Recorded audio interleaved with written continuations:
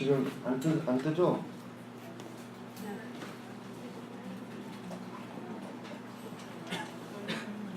됐어요? 네, 잠깐만요. 1로.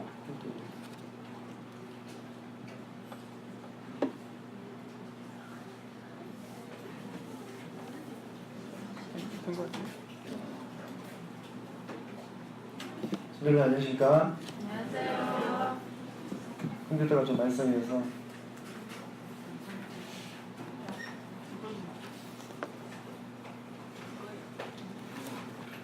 지금 12시 8분입니다.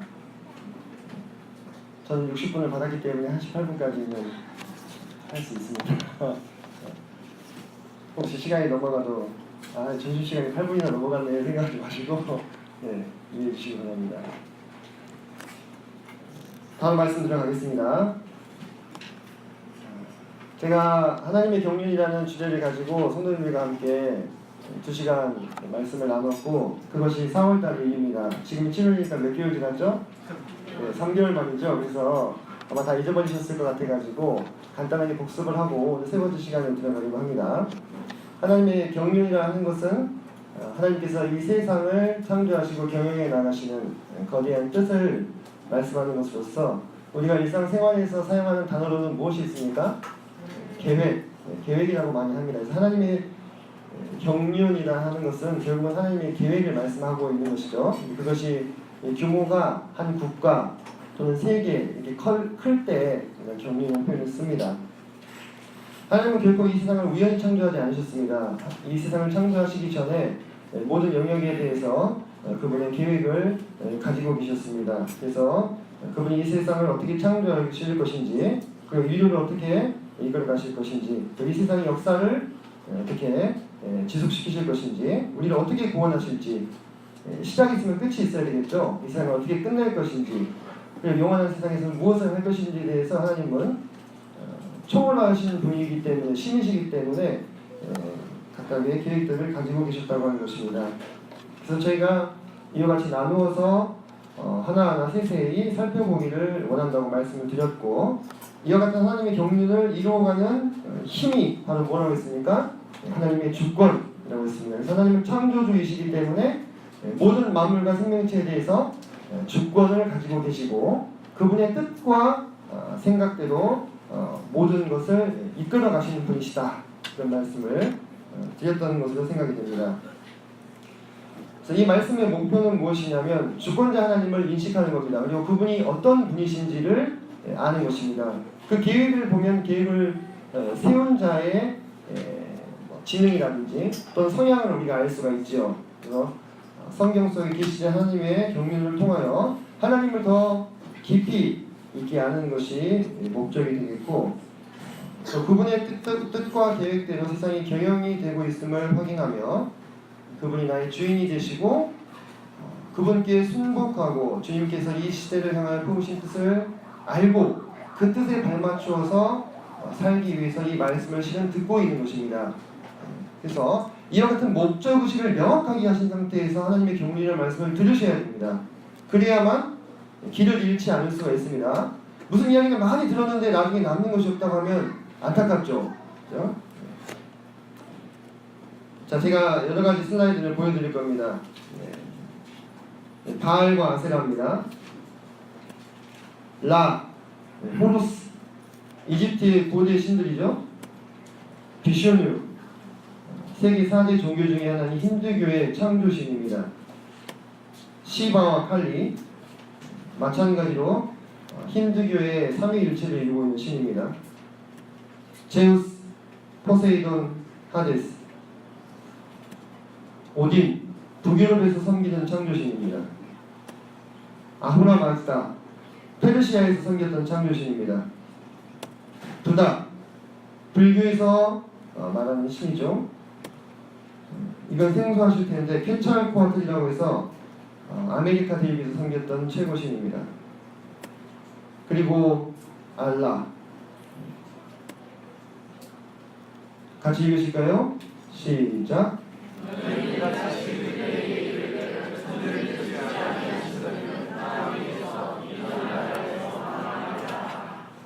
제가 보여드렸던 신들이 지금 어디 있습니까?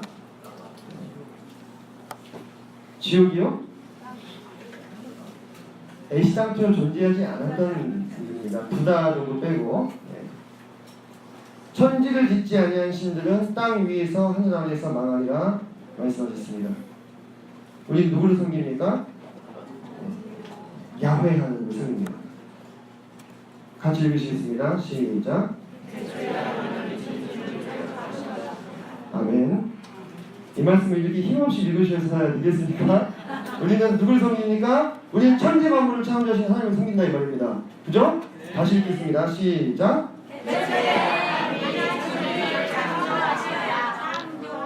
아멘. 이 말씀이 있기 때문에 우리가 하나님을 믿는 겁니다. 그죠? 하나님이 천지를 창조하지 않으신 도덕신이고 또는 윤리의 신이라면 우리는 이 자리에 있을 필요 없습니다. 그분은 왜냐하면 헛된 신이 되고 말기 때문입니다. 세 번째 하나님의 경륜, 창조의 경륜 시간 시작하도록 하겠습니다. 자, 먼저 우리가 생각해봐야 될 것이 한 가지 있습니다. 창조인가 진화인가. 물론 이 가운데 앉아계신 분들께서는 대부분 창조다 이렇게 생각하실 것이라고 믿으실 거라고 생각이 됩니다. 그런데 세상은 우리보다 더 많이 배우고 더 똑똑하고 더 유명한 사람들이 많이 있죠. 그들은 대부분 창조를 믿지 않습니다. 믿는 분들도 있지만 대부분의 유식한 사람들은 진화론을 주장하거나 또는 유신 진화론이라고 하는 것을 말합니다. 하나님이 있으신데 사람들과 생명체들을 창조하는 방법으로 진화를 쓰셨다는 거예요. 더 헷갈리죠? 그죠? 이런 얼토당토하는 이야기들을 하면서 하나님이 창조하신 세상을 부정합니다. 왜 그러겠습니까? 하나님이 세상을 창조하셨다 하면 그때부터 나는 그분과 무관한 존재가 되지 않기 때문에 그런 겁니다. 내 인생과 내 운명의 주관자가 하나님 되심을 인정해야 되기 때문에 그들은 절대로 창조를 인정하지 않습니다. 그러나 성경 말씀은 뭐라고 이야기하고 있느냐? 시편 14편 1절에 어리석은 자는 그 마음에 이르기를 하나님이 없다 하는도다. 그들은 부패하고 그 행실에 가증하니 선을 행하는 자가 없도다. 이렇게 아주 간단 명료하게 선언하고 있습니다. 많은 사람들이 진화론을 믿는 많은 사람들이 바보가 아닙니다. 그들은 우리보다 훨씬 더 똑똑하고 이름만 대면 알만한 그러한 대학교에서 석사학위, 박사학위를 딴 유명한 과학자들이 많이 있습니다. 그런데요, 성경은 뭐라고 얘기하냐면 그들이 하나님이 없다 하는 이상은 어리석은 자라고 하는 것입니다. 결국 시편 14편의 말씀은 그걸 말하고 있는 겁니다. 그래서 우리가 참으로 하나님 앞에서 지혜롭다 하는 것이 무엇인가?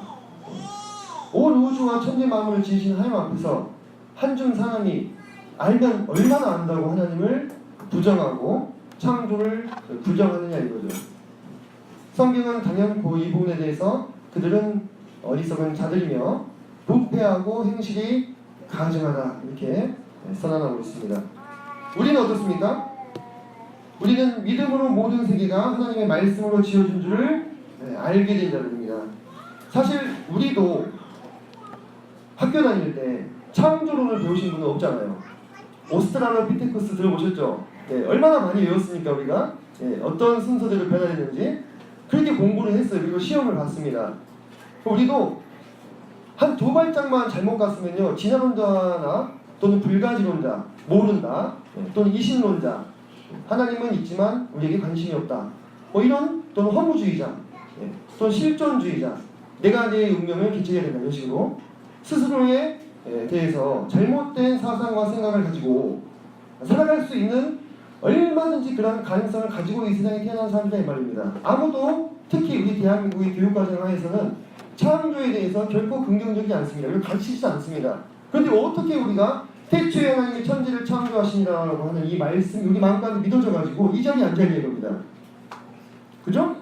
그것이 우리가 창조의 경륜을 오늘 들으시면서 계속해서 묵상하셔야 되는 부분일 것입니다. 그래서 우리는 최소한 여기 모여서 하나님을 예배하는 우리는 이 부분에 대해서 명확한 입장 정리를 하셔야 될 필요가 있습니다.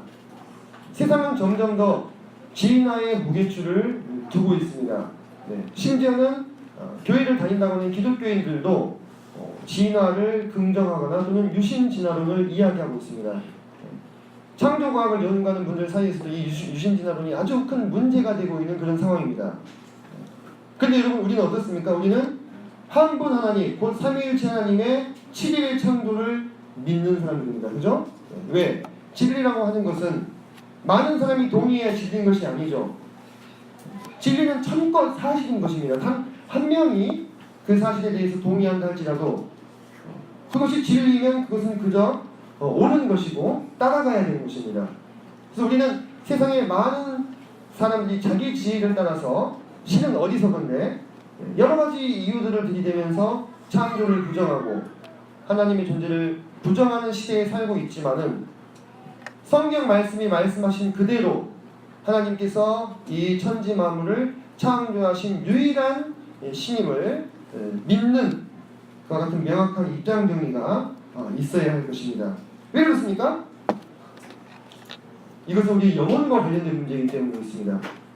적당히 좋은 것이 좋은 것이라고 타협할 수 있는 문제가 결코 아니라는 거죠. 그렇죠?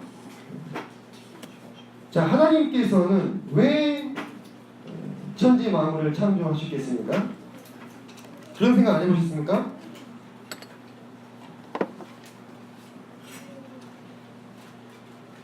하나님이 부족한 것이 있으셔서 천지 만물을 창조하셨을까요? 그렇지 않습니다. 한번 생각해 봅시다. 영원 전에, 우리가 눈에 보이는 세상에 아무것도 없던 영원 전에 홀로 누구만 계셨습니까? 하나님만 계시던 어떤 때가 있었을 겁니다. 그죠? 우리는 모르지만 그때 그 하나님은 성부, 성자, 성령 삼위일체 하나님으로서 온전한 연합과 교제와 사랑 가운데 거하셨어요. 부족한 것이 아무것도 없으시죠. 만약에 그 관계 가운데 부족한 게 있다고 하면 하나님이실 수가 없죠. 그렇죠? 그래서 우리가 명확하게 생각해야 되는 것은 하나님이 천지 만물을 창조하신 것은 그분이 뭔가 부족해서 좀 마음 가운데 채움을 이루시고자 하신 것이 아니라는 것입니다. 성경은 왜 하나님이 창조하셨는가에 대해서 명확하게 밝혀주고 있지는 않습니다만 간접적으로 그것을 우리에게 계시해주고 있습니다. 시편 132편 13절로 14절을 보면 하나님께서 시온을 택하시는 이유가 나오는데 왜냐하면 하나님이 원하셨기 때문이다 기록하고 있습니다.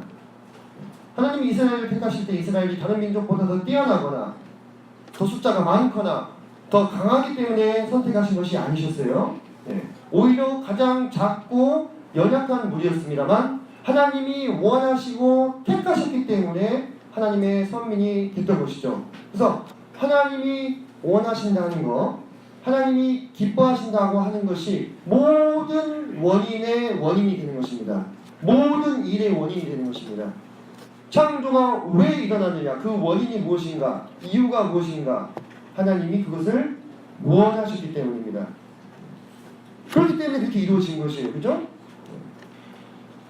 두 번째로 우리는 성경 말씀 히브리서 1장 2절을 통해서 하나님께서 성자 하나님을 그분의 만유의 상속자로 세우셨다는 것을 확인을 할 수가 있습니다. 자, 성경 말씀을 보면은 이 아들을 만유의 상속자로 세우셨다 했을 때 만유가 있었습니까? 아직 창조되지 않았습니다. 그죠? 먼저 세우시고 그 아들 하나님께 상속시킬 만유를 그 아들 하나님을 통해서 창조하게 하신 것입니다. 자, 실상 하나님 입장에서는 보이는 세상이야 얼마든지 언제든지 원하시는 만큼 창조하실 수 있죠. 그죠? 그것은 하나님께는 어려운 일이 아니었다고 하는 거예요. 근데 하나님이 정말로 의도하셨다는 것은 이런 것이었던 것 같습니다. 그분은 이런 창조의 과정, 그리고 창조된 만유가 성자 하나님께 상속되는 과정들을 통해서 예수님께 영광이 돌려지기를 원하셨던 것 같습니다. 예수님께.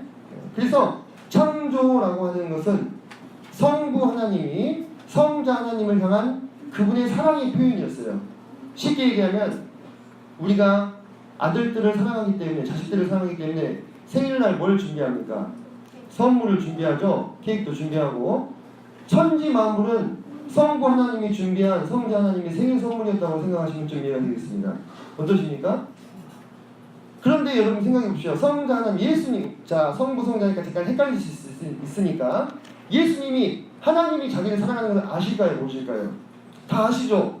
예. 그분의 마음 가운데 있는 것을 모르시는 것이 없죠. 다 아시고 예수님도 하나님을 전적으로 사랑하고 전적으로 신뢰합니다. 그죠? 하지만 모든 인격적인 존재의 사랑이 그러하듯이 사랑은 표현할수록 좋은 거예요. 그죠? 사랑은 표현할수록 좋은 겁니다. 성부 하나님이 아들을 예수님을 얼마나 사랑하셨어요. 이는 내 사랑하는 아들이요 내 기뻐하는 자다 얘기하셨죠. 그분을 향한 무한한 사랑과 신뢰가 아버지 하나님 마음 가운데 있으셨는데 그것을 아들 예수님께 더 표현해 주고 싶은 거예요. 그래서 천지를 창조하시고 이 만유의 상속자를 누굴 삼으셨다? 아들 예수님을 삼으셨다는 것입니다. 자, 세 번째로 하나님의 능력과 신성을 드러내시기 위해서. 자, 왼쪽은 도자기 장인이 딱 봐도 나 장인이라고 딱 써져 있죠. 예. 만드시는 그 도자기 작품이고요. 오른쪽은 어떻습니까? 참 귀엽죠. 하지만 그 만들어진 작품을 봤을 때 우리는 무엇을 알 수가 있습니까? 네. 만든 이의 수준과 능력을 알 수 있게 되는 거예요. 똑같은 진흙 한 덩어리를 가지고 장인은 명품 고려 청자, 상감 청자를 만들어낼 수 있지만 아이는 차는 노릇밖에 할 수 없는 겁니다. 그죠? 그런데 우리가 만들어진 이 우주와 천지만물을 한번 보십시오. 어떻습니까? 아직도 인간은 다 하지 못하고 있어요. 1%도. 그죠? 그렇다면 우리는 이 우주 만물을 보면서 생각해야 되는 거예요. 이걸 만드신 분의 능력과 신성은 과연 어떠하겠는가? 성경에서 말하고 있습니다. 너희는 눈을 높이 들어 누가 이 모든 것을 창조하였나 보라. 이렇게 했어요. 하나님이 자신 있게 사람들에게 보라 하고 도전하고 계시는 거예요. 뒤에서 살펴보겠습니다만 이 우주는요 사람들을 살게 하기 위해서 단지 그 목적만을 위해서 창조되었다고 보기에는 너무너무 넓습니다. 너무너무 넓어요. 그냥 사람만 살게 하실 것 같았으면 지금 크기의 100분의 1이 아니라 한 10,000분의 1 정도만 돼도 충분합니다. 근데 왜 하나님이 그렇게 광활하게 우주를 만드셨을까요? 왜 지금도 그 끝을 알 수 없는 넓은 크기로 우주를 만드셨겠습니까? 한번 생각해 보셨습니까? 그 우주에 헤아릴 수 없는 크기보다 더 큰 분이 누구예요? 하나님이신 거예요. 우리의 인간의 지혜로는 측량할 수 없는 그분의 능력과 신성을 그것을 통해서 엿보라고 하신 것입니다. 자, 다음으로 천지창조의 과정을 보겠습니다. 이것은 하나님이 창조의 경륜을 마음 가운데 품으셨을 때 계획이 되었겠죠. 그 시점에는 아무도 모르는 계획 아니었겠습니까? 그죠? 그런데 그것이 실제로 이 세상 가운데 드러나면서 그리고 그것이 성경 말씀에 기록되면서 우리가 알 수 있게 된 거죠. 그죠? 자, 하나님은 세계를 며칠 만에 창조하기로 계획하셨습니까? 네, 7일 만에 창조하기로 계획을 하셨습니다. 그것이 바로 창세기 1장의 기록입니다. 뿐만 아니라 하나님께서는 보이는 이 세상뿐만 아니라 보이지 아니하는 것들의 창조도 계획을 하셨습니다. 여러분들 우리가 본다고 하는 것이 뭡니까? 본다고 하는 것이 우리는 상당히 우리를 지배하는 그런 감각 중에 하나죠. 그죠? 그래서 몸이 1000냥인데 눈이 몇 냥이 됐어요? 900냥이 됐잖아요. 그죠? 그 정도로 우리는 보는 것에 많이 지배를 당하고 있지만 실은 이 본다고 하는 것은 우리가 빛이 있을 때 빛이 그 물체의 대상에 딱 가서 튕겨져 나와가지고 이 눈에 들어가는 것을 이 시신경이 인식해가지고 뇌에서 인식하는 거예요. 그죠? 네. 어떻게 보면 상당히 제한적입니다. 그리고 눈은 많이 속습니다. 그죠? 그리고 헛것을 보기도 하고요. 그래서 우리는 보는 것을 다 신뢰할 수가 실은 없는 세상에 살고 있음에도 불구하고 보는 것만 믿으려고 하잖아요. 그죠? 네. 그런데 하나님은 보이는 것들뿐만 아니라 이 보이는 것을 보이지 아니하는 세상에 대해서도 창조를 하셨다 이렇게 얘기를 하고 있습니다. 그래서 땅에서 보이는 것들과 보이지 않는 것들, 왕권과 주권, 통치자, 권세 이것이 세상에 속한 것들을 말하는 것이 아닙니다. 제가 다른 번역으로 읽어드리면 공동 번역에는 이렇게 쓰고 있습니다. 만물 곧 보이는 것은 물론이고 왕권과 주권과 권세와 세력의 여러 천신들과 같은 보이지 않는 것까지도 이렇게 분명한 인격으로 표현을 하고 있습니다. 그래서 하나님께서는 이 세상에 보이는 우리 가시세계, 볼 수 있는 세상 뿐만 아니라 보이지 아니하는 영역의 천사들과 능력들도 다 창조하셨다는 것입니다. 자, 첫째 날입니다. 하나님이 정한 때가 됐어요. 이제 창조의 종륜을 삼위일체 하나님께서 서로 상의하셨겠죠, 그죠? 예. 아버지 하나님이 우리가 한번 세상을 만들어 보는 게 어때? 그러자 아들 하나님이 응수하셨겠죠. 아버지, 그럼 제가 창조하겠습니다. 그래서 성령께서 성자 하나님을 도우셔가지고 그 능력으로 이 모든 세계 만물을 지으시기 시작하는데 그 세계 만물은 이제 보이는 것이 되었어요. 그죠? 네, 보이는 것이. 정한 때가 되었을 때 정말 위대한 하나님의 선언이 시작이 됩니다. 최초의 하나님이 천지를 창조하십니다. 그 선언으로부터 시간과 공간과 물질이 만들어지게 된 것입니다. 무에서 유가 창조됐습니다. 우리가 눈으로 보고 인식할 수 있는 가시세계가 창조됐습니다. 여러분들 우주가 영원하다고 생각하십니까? 우주 눈에 볼 수 있어요, 없어요? 보이는 것은 잠깐이라 했습니다. 눈에 볼 수 있다면 잠깐인 거예요. 네. 오해하시면 안 돼요. 우리가 너무 넓으니까 이게 혹시 아주 오래전부터 거저 있었던 것인가? 이렇게 오해하실 수 있어요. 근데 우리가 우주 공간에다가 우주선 쏴가지고 다 보지 않습니까? 찍어온 사진들 볼 수 있는 가시세계는 잠깐이라고 했어요. 자, 하나님의 말씀은 무에서 유를 창조하는 능력이 있었습니다. 하나님의 능력과 신성으로 하나님의 능력과 신성이 이 말씀을 탁 하고 발하셨어요. 그러자 그 말씀이 실체가 돼가지고 보이는 세계로 구현이 됐습니다. 자, 창세기 1장 1장을 좀 펴보실까요?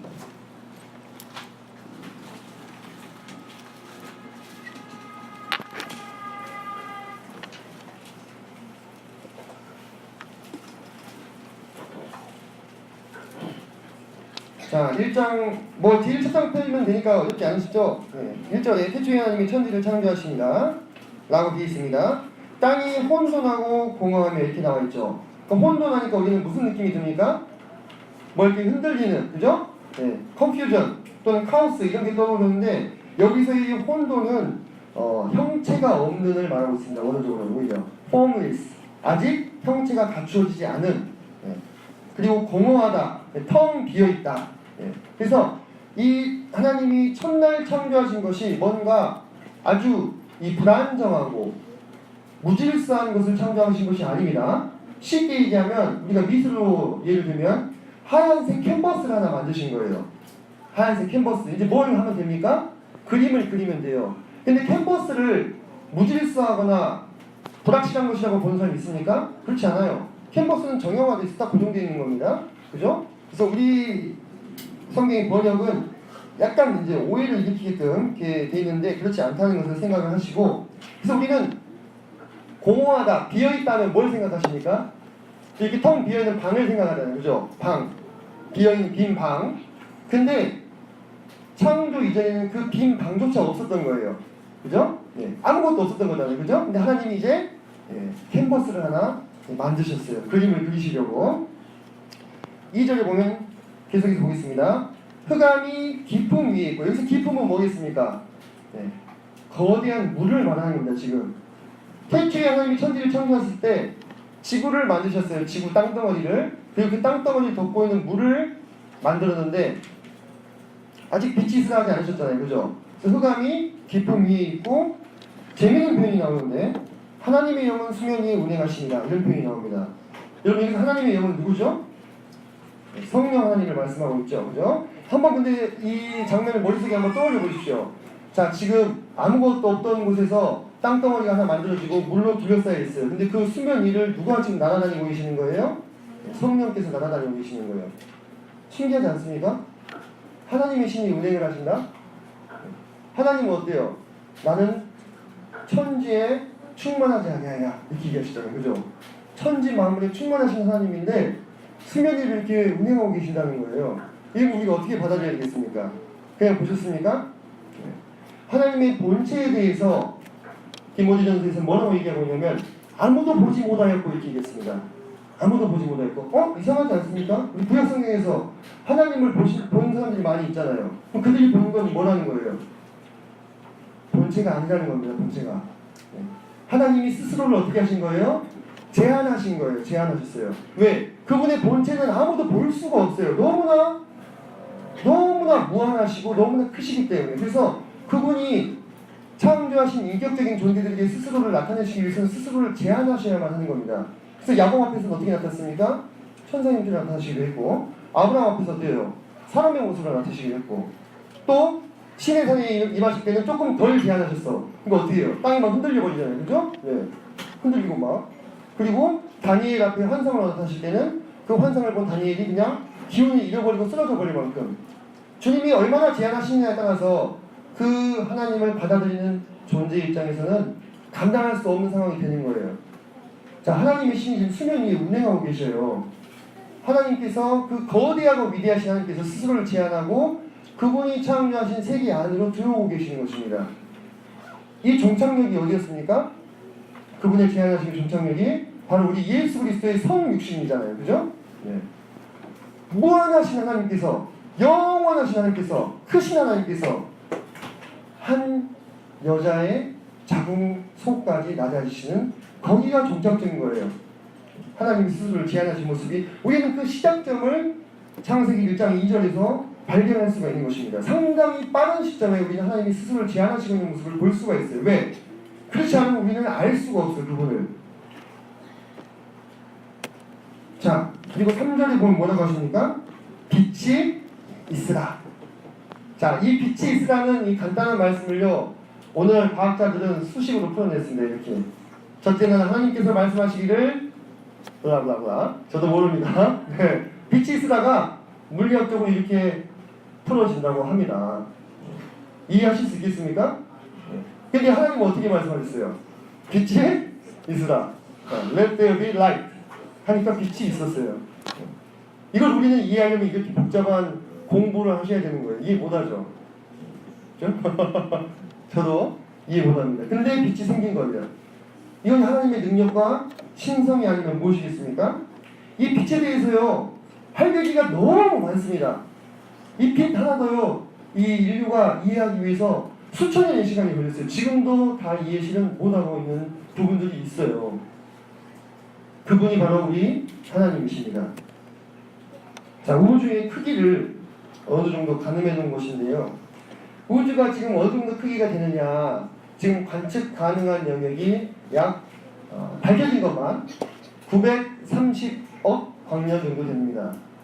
잘 감이 안 오시죠? 그죠? 930억 광년이 어느 정도냐면 빛의 속도로 930억 년을 날아가야 되는 거리예요.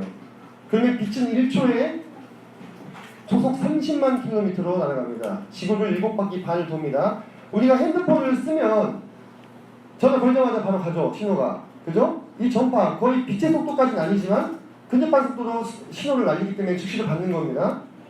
그 속도로 930년도 아니고 930만 년도 아니고 930억 년을 날아가야 닿을 수 있는 곳이 우주의 끝이에요.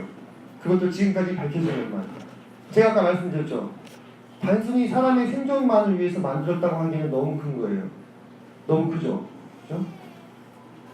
하나님이 그분의 능력과 신성을 밝히시기 위해서 이와 같이 크게 우주를 창조하셨습니다.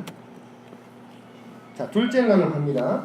둘째 날 하나님께서 이렇게 물에 쌓여있던 지구를 어떻게 하십니까? 궁창을 이렇게 나누시죠. 그래서 궁창 아래에 있는 물과 궁창 위에 있는 물로 나누시고 그 중간을 하늘이라 부르셨습니다. 자, 이제 하나님께서 무슨 작업을 하시는 거예요? 생명을 위한 작업을 하시는 거예요. 생명을 위해서는 반드시 이와 같은 구분과 분리가 필요합니다. 이것은 뭐 교리가 될 수는 없겠지만 우리에게 여러 가지 교훈을 주죠. 우리가 생명을 얻기 위해서 어떻게 했습니까? 죄와 사망으로부터 분리하게 되었고, 그죠? 그 다음에 세상으로부터 분리한 자들이 되었고, 사단의 권세로부터 분리된 자가 되었고, 죄의 사슬로부터 분리되었기 때문에 우리가 생명을 얻게 된 거 아니겠습니까? 그렇죠? 네.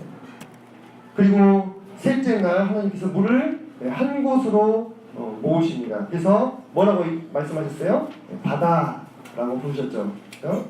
그 다음에 에레미야서에 보면 이런 말씀이 나옵니다. 내가 모래를 두어 바다의 한계를 삼되 그것으로 영원한 한계를 삼고 지나치지 못하게 하였다. 그렇게 하고 나서야 뭐가 드러나요? 땅이 드러났습니까? 그리고 생명이 탄생할 수 있는 토대가 마련이 되죠. 자, 바다가 만약에 하나님의 정하신 경계를 넘어가게 되면 어떻게 됩니까? 생물들이 다 죽지요. 하나님이 정하신 질서를 지키는 거예요. 그 경계를 넘어가지 않고 제 분수를 지키는 삶을 살 때에 땅에는 생명이 충만할 수 있었습니다. 둘째 날 궁창을 나누심으로써 분리하심의 원리와 셋째 날 바다로 물을 모으시면서 질서와 조화의 원리가 있어야만 생명이 싹틀 수 있는 겁니다. 이것은 동일한 모든 공동체의 원리가 됩니다. 교회 안에도 교회가 세상과 분리가 되고 이단 세상과 분리가 되고, 그죠? 네, 죄와 분리가 되었을 때 생명이 꽃피울 수 있는 거예요. 그죠? 교회 안에서 질서가 세워지고 은사에 따라서 조화롭게 주님을 섬기고 제 분수를 지킬 때에 하나님의 생명이 싹틀 수 있는 겁니다.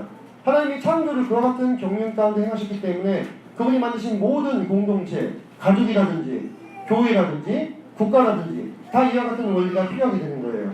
우리는 그와 같은 교훈을 하나님의 창조의 과정들을 통해서 보게 됩니다. 그리고 종류대로 식물들을 창조하셨죠. 식물이 몇 종류 정도 되는지 아십니까? 한 35만 종 정도 됩니다. 35만 종. 네, 대단해요. 학자들 이런 것도 어디 분류를 했는가. 네, 어마어마하죠. 근데 하나님께서는 이 식물에 대해서 뭐라고 말씀하시냐면 솔로몬의 모든 영광으로도 백합화 한 송이만 못하다 이렇게 얘기하셨어요. 그분이 창조하신 창조 세계를 봤을 때 우리는 그 말을 인정치 않을 수가 없습니다. 그리고 넷째 날 큰 광명과 작은 광명을 만드시는데 잘 보시면 첫째 날과 넷째 날, 둘째 날과 다섯째 날, 그리고 셋째 날과 여섯째 날이 서로 연관이 됩니다. 네. 첫째 날 빛이 있으라 하셨죠? 그리고 넷째 날 하나님께서 해와 달을 만드시고 수없이 많은 별들을 그 궁창 위에 채우시죠. 그래서 창세기 15장 5절에 보면 하늘을 우러러 무별을 셀 수 있나 보라. 셀 수 없다는 얘기죠. 근데 천문학자들이 15세기, 16세기에 별의 숫자를 셌어요. 그래서 한 1000개 정도 된다고 얘기를 했습니다. 1000개에서 뭐 많이 센 사람 뭐 2400개, 500개 이렇게 얘기했는데 실제로는 1000개가 아니라 1000억 곱하기 1000억 개가 있어요. 여기 보시는 지금 이 점들이 별이 아니고요. 은하입니다. 은하. 별 뭉치. 하나하나가 평균적으로 약 1000억 개의 별을 품고 있다고 합니다. 참 헤아릴 수가 없습니다. 무한하시고 영원하신 하나님. 다섯째 날 그분께서는 물고기와 새들을 창조하시죠. 모든 것을 종류대로 지으셨다 했습니다. 공통조상으로부터 진화돼가지고 분화된 게 아닙니다. 처음부터 고등어는 고등어였고 처음부터 참치는 참치였어요. 네. 처음부터 상황은 상황이었습니다. 그 모든 것들이 하나님 보시기에 좋았다고 말씀하고 계십니다. 하나님의 뜻대로 질서 정연하고 조화롭게 아름답게 지어진 타락하기 이전의 창조 세계는 하나님이 보시기에도 흡족했던 거예요. 근데 그 이후에 하나님께서 뭐라고 말씀하십니까? 하나님의 눈에는 닭이라도 명랑치 못하고 하나도 깨끗이 못한다 그렇게 말씀하셨잖아요. 뭔가 중간에 일이 일어난 거예요. 처음에는 너무 보시기 좋았는데. 자, 그리고 여섯째 날 육상동물과 사람들을 만드셨습니다. 동물이라면 움직일 수 있는 것들이 많아져. 약 한 150만 종 정도 됩니다. 150만 종. 뭐 150종이라도 아십니까? 저도 150종이 모르는 것 같아요. 이렇게 코끼리, 사자, 기린, 새 보면 모릅니다. 하나님께서 그렇게 어마어마한 종류의 동물들을 만드셨어요. 그게 하나님 어려운 일이셨겠습니까? 한 마리 한 마리 이게 밤새서 스케치해가지고 지으셨을까요? 생각나는 대로 막 던지는 거예요. 순식간에 다 만들어지는 겁니다. 그런데 이게 하나님의 능력과 신성이죠. 그리고 가장 중요한 인간을 하나님의 형상대로 창조했습니다. 그래서 우리의 정체성은 우리의 요즘에 자존감이라는 표현을 많이 쓰는데 우리의 자존감은요 여기에 근거가 있는 거예요. 하나님의 형상대로 지음을 받았기 때문에 우리는 귀한 존재지 우리 스스로가 스스로에게 의미를 부여해서 귀해지는 것이 결코 아닙니다. 하나님이라고 하는 우리의 의미의 근원이 있으시기 때문에 우리가 의미가 있는 거예요. 근데 지나온 자들은 이것을 부정해버리죠. 그러니까 너무 허무한 겁니다. 아무것도 없어요. 우주 먼지와 같죠. 하지만 결코 그렇지 않다는 것입니다. 그러면서 생육하고 번성하라고 명령하셨습니다. 생육하고 번성하라. 이것을 다른 표현으로는 문화명령 이렇게도 말씀을 합니다. 하나님께서 이 지구를 처음에 만들어 주셨을 때 그 속에 모든 가능성을 다 숨겨두셨어요. 이 사람은 그것을 하나하나 캐고 발견하면서 이 하나님이 얼마나 위대하고 놀라우신 분인가를 발견하는 여정을 걸어가면 되는 거였어요. 그리고 다 모든 것들을 창조하신 다음에 1장 31절을 보시면 1장 31절에 하나님이 지으신 그 모든 것을 보시니 보시기에 심히 좋았더라. 심히 좋았더라. 심이라는 표현이 하나 더 들어갔죠. 그죠? 하나님이 창조하신 첫 창조 세계는요 너무너무 아름다웠습니다. 그리고 나서 하나님은 일곱째 날 안식하셨는데 하나님이 힘들어서 안식하셨을까요? 그렇지 않다는 것입니다. 성경은 명백히 이유를 밝히고 있죠. 안식일이 사람을 위하여 있는 것이다. 하나님께서 하루 쉬어주심으로써 7일의 창조가 완료가 되고 인간은 7일에 한 번 쉴 수 있는 하늘로부터의 근거를 얻게 되었던 것입니다. 심지어 하나님이 쉬시는 것조차도 사람을 배려하는 행위셨습니다.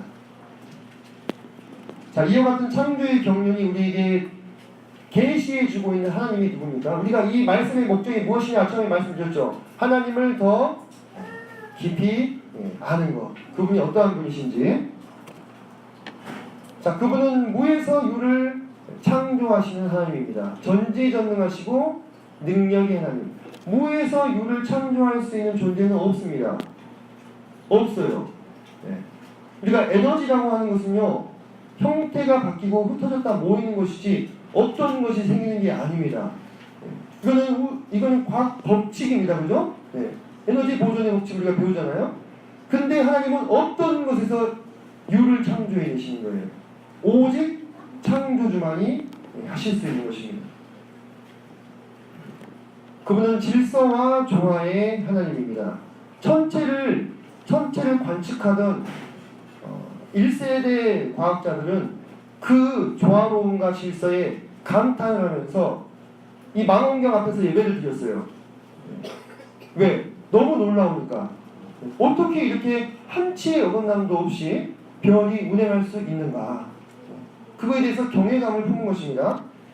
하다못해 강아지도 질서 정연하게 자잖아요. 검정색 한 마리, 하얀색 한 마리. 하물며 하나님께서 하물며 그 지으신 바 그 미물도 이렇게 질서와 조화를 이루기 위해서 애쓰거늘 하나님을 무질서와 혼돈과 우연의 산물인 유신진화론이나 진화로서 치환하려고 하는 것은 하나님께 수치이자 모욕인 거예요. 하나님은 스스로에 대해서 무질서의 하나님이 아니라 화평의 하나님이시라고 증거하고 계십니다. 여러분 절대로 속으시면 안 됩니다. 그분은 질서와 조화의 하나님이며 우리 또한 그렇기에 질서와 조화 속에서 뭘 느낍니까? 평안을 느끼는 것이에요. 그분은 신실하신 분입니다. 의도와 목적을 가지고 7일간의 창조 계획을 세우시는 대로 행하셨어요. 자, 여러분 생각해 보겠습니다. 하나님이 그 지으신 모든 만물을 하루 만에 지으실 수 있을까요? 없을까요? 있으시죠. 왜 없겠어요? 근데 하나님은 그분이 7일의 창조를 기획하신 거예요. 그리고 한 이틀 짓다가 한 이틀 몰아서 지어놓고 한 3일 쉬다가 아유 힘들다 또 이틀 몰아서 짓고 이렇게 하지 않으셨어요. 그분이 생각하신 대로 계획하신 대로 신실하게 행하실 뿐만 아니라 지금도 만물의 운행과 법칙을 놓으시지 않는 하나님. 여러분들 우주상수라고 하는 것이 있습니다. 자세히 설명을 드리긴 어렵겠지만 어떻게 표현하냐면 우리 우주가요 사람이나 이 생명체가 살기 위해서 얼마나 미세하게 조정이 되어 있는지 어떤 과학자는 이렇게 표현했어요. 면도날 위에 서 있는 생명.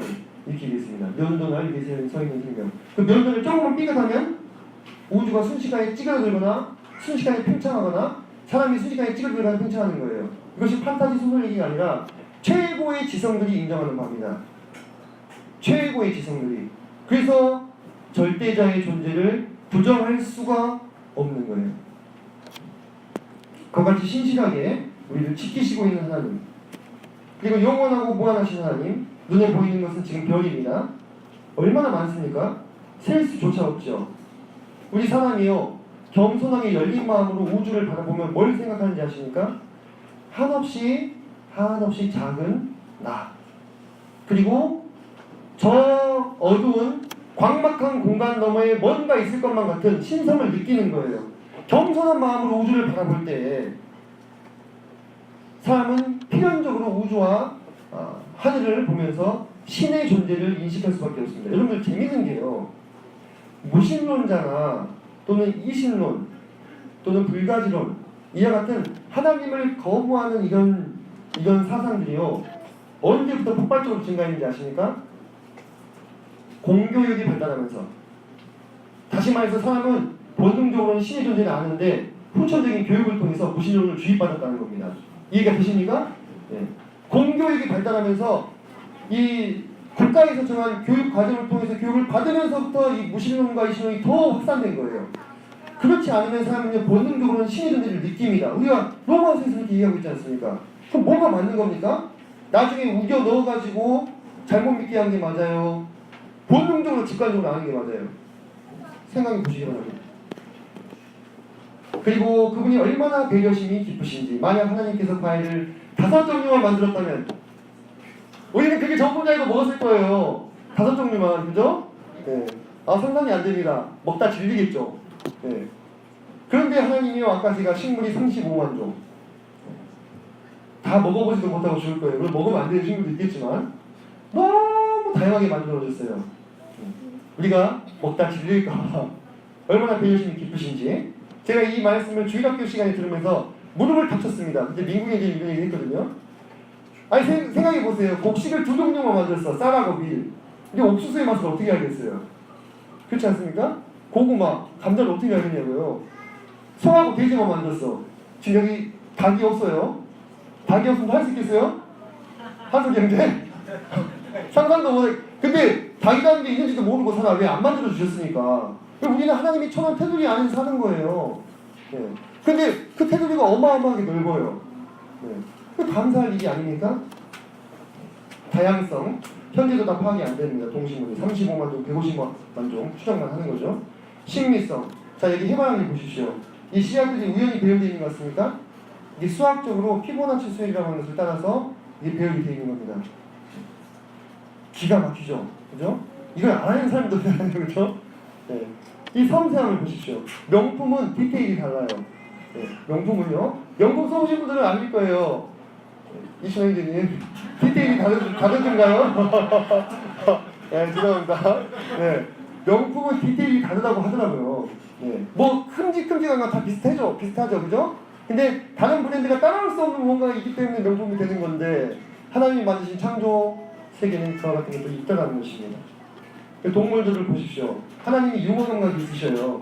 동물들 하는 행동 보세요. 물론 자기들은 자기들이 웃긴지 모르겠지만 얼마나 보면서 웃으니까, 그죠?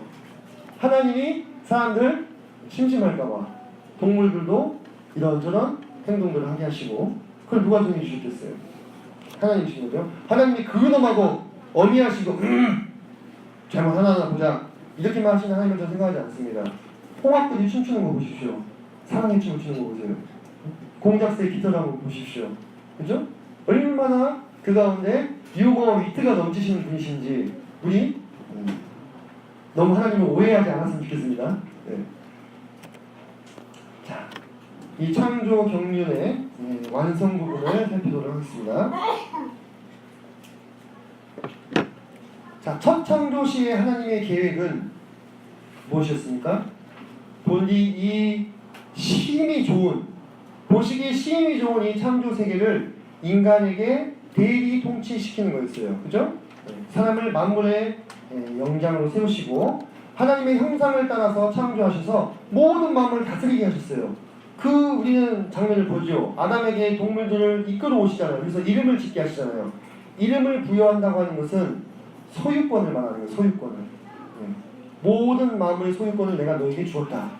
그래서 이 인간은 생육하고 번성하며 땅에 충만하며 땅을 정복하라 하신 하나님의 말씀, 명령, 문화명령을 따라서 하나님이 이 지구 가운데 숨겨주신 수없이 많은 그분의 보물들을, 선물들을 캐내며 살게끔 돼 있어요.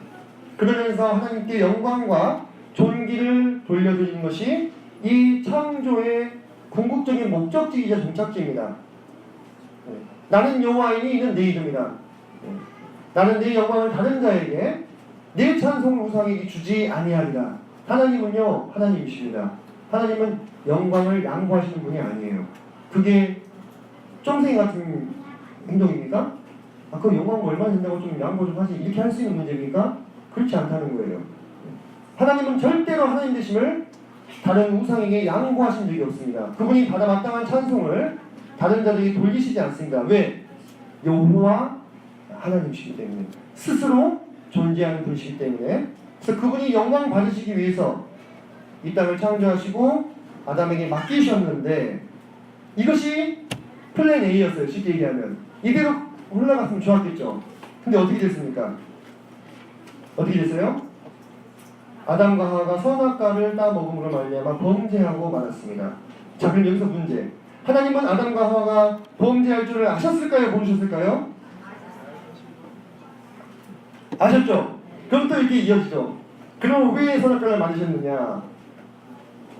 그래서 우리는 여기서 또 죄의 또 개념을 또 설명을 하긴 하는데, 자, 설명을 잘 들어보십시오. 하나님은 아담과 하와가 선악과를 따먹을 것도 아셨지만 따먹지 않을 것도 아셨습니다. 우리가 주사위를 던지면 주사위는 눈이 몇 개가 있어요? 6가지가 있어요. 그죠? 1부터 6 사이에서 하나가 나오는 거예요. 우리는 그것을 경우의 수라고 합니다. 하나님이 아담을 창조하시고 명령하시기를 선악을 알게 하는 나무의 실과를 절대로 먹지 말아라 이렇게 되어 있습니다. 그 순간에 우리는 두 가지 선택의 경우의 수가 생기는 것입니다. 따먹는 경우와 따먹지 않는 경우. 주님은 각각의 선택에 따라서 어떻게 인간의 역사가 이어지실지를 다 알고 계획을 미리 해놓으신 거예요. 그리고 뭘 주셨어요? 자유의지를 주셨잖아요. 선택해봐. 우리가 이걸 어떻게 확신할 수 있냐면, 이것은 철학적 사유가 아닙니다. 하나님이 뭣도 만드셨습니까? 생명나무도 만드셨어요. 선악과를 따먹을 것만 아셨다면 생명나무를 뭐하러 만드셔요? 그죠? 불필요한 것을. 근데 하나님이 만드신 것 중에 불필요한 것이 있습니까? 없다는 겁니다. 하나님은 아담이 생명나무 실과를 따먹는 장면도 보신 거예요. 하지만 그거 그렇게 선택하지 않은 걸로 말미암아 이 보신 내용은 어떻게 돼요? 수면 아래로 가라앉게 된 겁니다. 그리고 어떤 계획이 발동이 되는 거예요? 실제로 아담이 선악과를 따먹었을 경우에 하나님이 세워주신 구속의 경륜이 수면 위로 떠오르게 되는 거예요. 이해 되십니까? 하나님은 모든 경우의 수에 대해서 다 예비하시고 다 계획을 세우고 계십니다. 이게 뭐 머릿속으로 한번 헤아려 보세요. 우리 사람은요, 끼케야 며칠, 몇 달, 1년 보고 사는 사람도 없습니다. 그죠? 하나님은요, 이 땅에 있는 모든 인간들에게 자유의지를 그냥 부여해 주셨어요.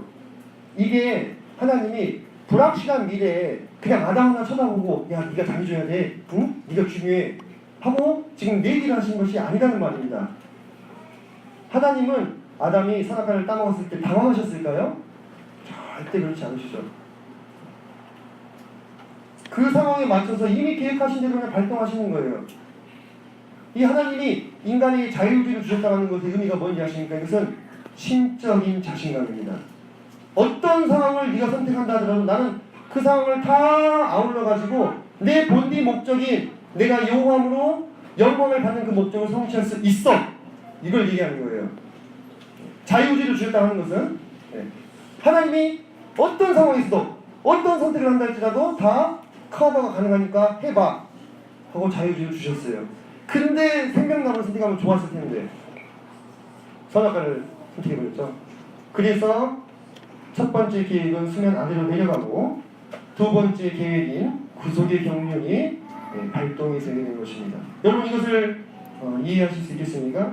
이 하나님이 얼마나 이 하나님이 놀랍고 능력이 하나님이신지 깊도다 하나님의 지혜와 지식에 풍성하며 그의 판단은 헤아리지 못할 것이며 그의 길은 찾지 못할 것이로다.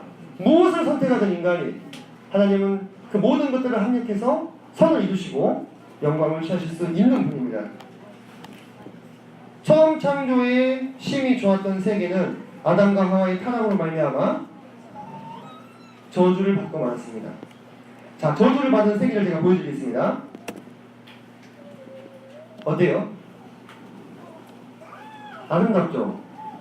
그죠? 저주를 받았는데도 이 정도예요. 한번 생각해 보십시오. 아담과 하와의 범죄로 말미암아 저주받은 땅이 된 게 이 정도면 저주받기 이전에 처음 창조 시대 에덴 동산은 어떻게 했습니까? 우리가 헤아릴 수 없는 영광과 아름다움이 있었다는 것입니다. 우리는 이 일그러진 창조 세계에도 만족해요. 그렇지 않습니까? 습성을 거니면서 평안을 느끼시죠. 새소리가 뭐로 들리십니까?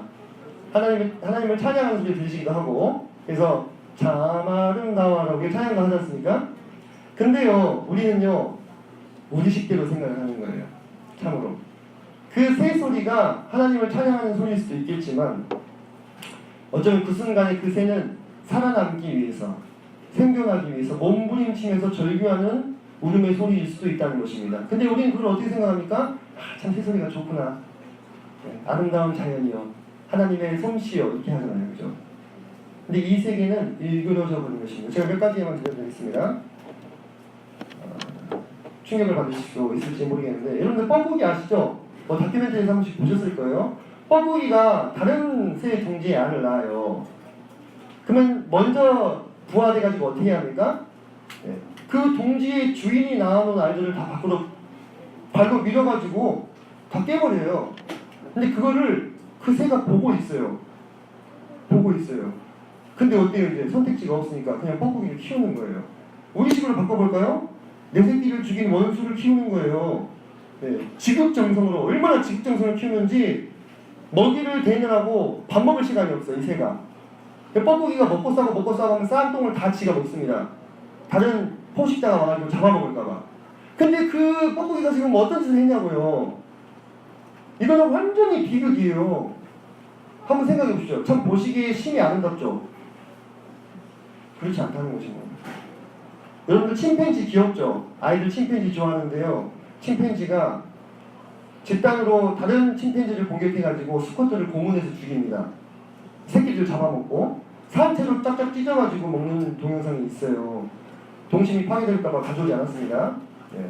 그리고 집단으로 난교를 해서 새끼를 얻습니다. 시기를 얘기해서 아빠가 누군지 모르는 새끼를 계속 낳아가지고 후손을 키우는 거예요.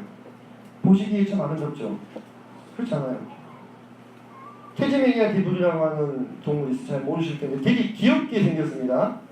근데 얘네가 먹이가 부족해지면 내려와가지고 시체 그 동물 산채를 파먹고 까지 뒹굴고 자고 또 파먹고 짝짓기는 거의 강간 수준으로 마음에 드는 암컷을 쥐어팬 다음에 둥지로 데려가서 짝짓기를 합니다. 참 보시기에 심이 아름다운 세계여야 하는데 그렇지 않은 거예요. 제가 인간은 차치하고 그냥 피조 세계만 보여드려도 이 정도입니다. 얼룩말. 우리 동물원 가면 아이들 인기 스타잖아요. 수컷 얼룩말들이 자기 새끼가 아닌 것은 다 발로 차서 죽여버립니다. 얼룩말이 적은 사자가 아니고 얼룩말이에요. 얼룩말이 상당히 강한 초식 동물이라 잘 안 잡아먹긴 합니다. 근데 왜 개체수가 유지가 되냐면 서로 죽여요. 새끼 사자들 리더가 바뀌면 가장 먼저 죽임을 당하죠.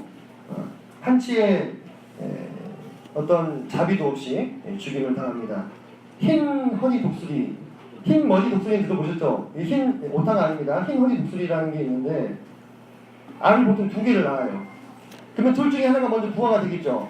그럼 나중에 깨어난 새끼를 형이 부리로 쪼아가지고 죽입니다.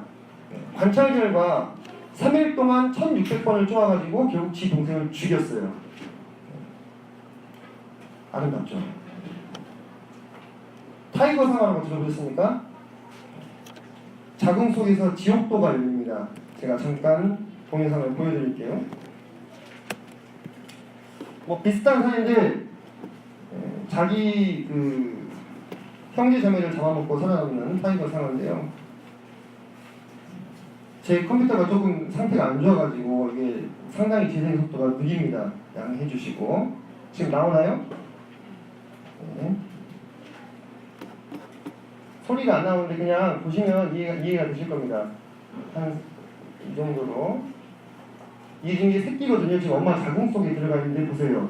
남다르죠? 네. 떡잎부터 알아보는 타이거 상어. 엄마 뱃속에 지금 있는 거예요. 애기가. 자기가 먹을 먹이가 전부 사라집니다. 먼저 깨어난 형님이죠. 큰 형님.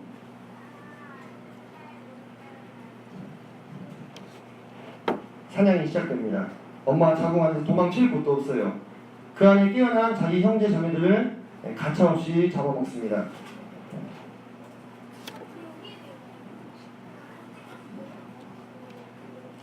와, 진짜 상어는 상어더라고요. 아직 엄마 배 밖으로 나오지도 않았는데도 아직 깨어나지 않은 알들 다 터쳐서 먹어버리고.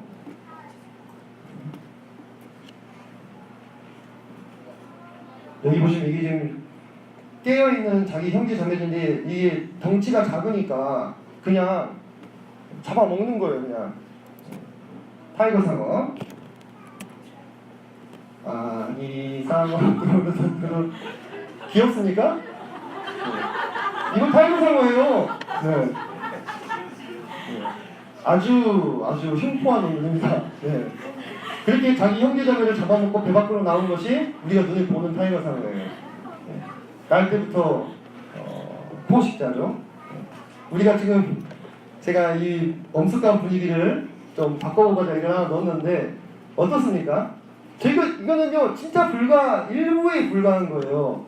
그러니까 하나님을 믿지 않는 과학자들이 이 자연 세계를 관찰하면서 내린 결론이 약육강식, 적자 생존이라고 할 수밖에 없더라고요.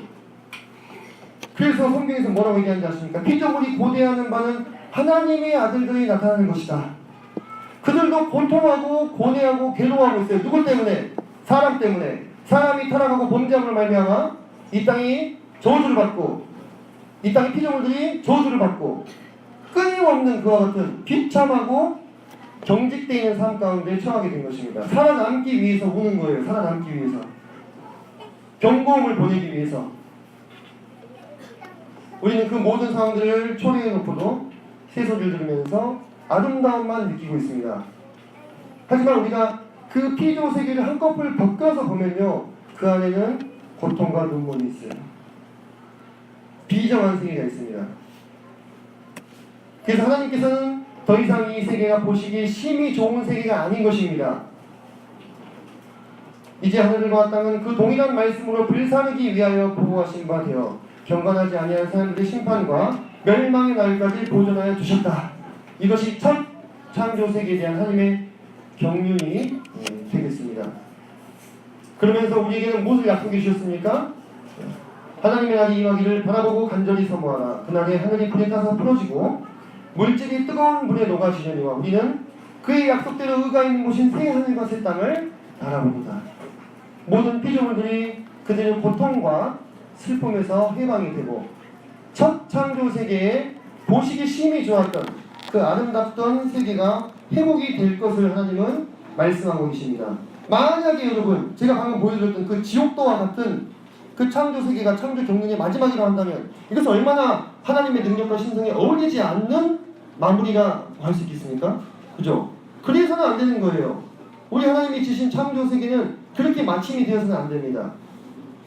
그래서 하나님의 창조의 경륜이다 했을 때 이 창조의 경륜은 첫 창조뿐만 아니라 두 번째 창조, 마지막 창조, 새로운 창조에까지 이끌고 있는 것입니다.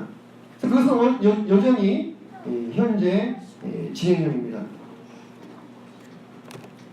우리가 고대하는 하나님의 나라가 오게 될 것입니다. 그분께서 정한 때가 되었을 때 모든 계획과 같이 정한 때가 되었을 때 이 땅에 강림하시고 그분의 아름다운 피조 세계를 회복시키실 것입니다. 우리는 천년왕국에 대한 이야기를 종말의 경륜을 통해서 듣게 되실 것입니다.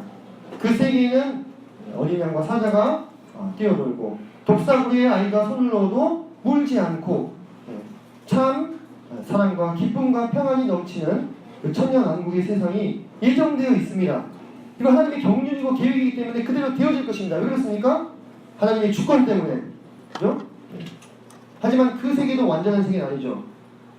천년왕국의 끝이 나고 나면 마지막 최후의 반역이 있고 하나님께서 처음 창조에 속한 것들을 다 불살라 없애시고 우리 가운데 새로운 하늘과 새로운 땅, 영원한 나라, 거듭난 새로운 피조물만이 들어갈 수 있는 그 나라, 영원토록 저주와 슬픔과 눈물과 아픔이 없는, 죽음이 없는 바로 그 나라, 그 나라를 주님께서 우리에게 주실 것입니다. 그곳이 종착지입니다. 그곳에 우리가 도착해야만 하나님의 창조의 경륜은 드디어 마침표를 찍게 되고 우리는 영원토록 그 나라에 살면서 하나님께 경배와 찬양을 드리게 될 것입니다. 나는 여호와라. 이는 내 이름이니 내 영광을 우상에게 주지 아니하리라. 아멘. 오늘 말씀 이것으로 마치도록 하겠습니다. 감사합니다.